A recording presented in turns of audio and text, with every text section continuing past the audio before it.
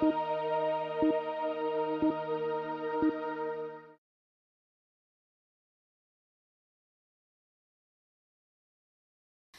сумын хужирт багийн эмнэлэг засварласан байраа хүлээн авлаа.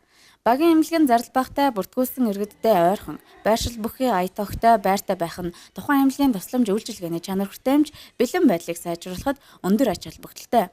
Тишиг сумын хужирт багийн эмнэлэг нь орон нутгийн хөгжлийн сангаас 33 сая төгрөгийн хуваарлалтаар энэ онд засварлагдаж байраа хүлээн авлаа. За манай Булган аймгийнхаа хамгийн аслагдсан сум. За аслагдсан сум дотор хамгийн аслагдсан сумын төвөөс аслагдсан баг байгаа. Тэгээ энэ баг дээр бол эмнэлэгч, совилогч хоёр хүний бүрэлдэхүүнтэй бол ажилладаг. За ерөнхийдөө бол хуучин байсан эмнэлэг нь бол нэлээд олон жил баригдсан. За зундаа ерөнхийдөө хүмүүс хөвддөг, өвөлдөө бол хүн хөвддөг тийм орчин нөхцөл бол байгаагүй. За энийг бол сумын орон нутгийн хөгжлийн сангаас 33 сая 150 мянган төгрөгөөр их засварыг хийж болоор энэ жил төсөвтэй тусгаж хийлээ.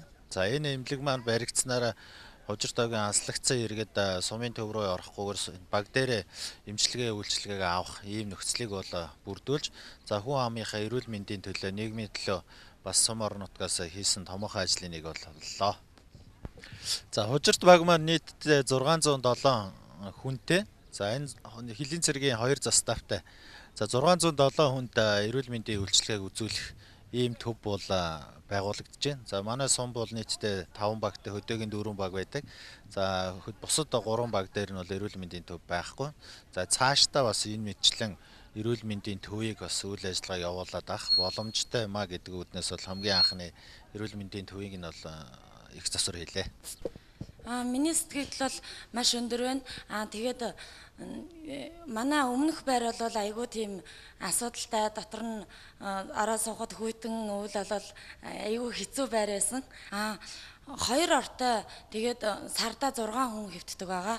Тэгээд янз бүрийн нэг төсвийн зохицуулалтаас болоод ч юм уу одоо тэгээд бас хаяада тийм дутмаг хэвтдэг юу бас байгаа. Энээс хойш одоо манай эрүүл мэндийн төвийн дарга одоо тэр болгоныг бол шийдвэрлээд сарда 6 хүний хэвтүүлнэ гэсэн зорилготой байгаа.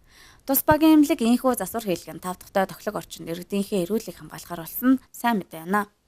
Энэ жилийн байдлаар хужирт багт 173 өрх амьдарч байна.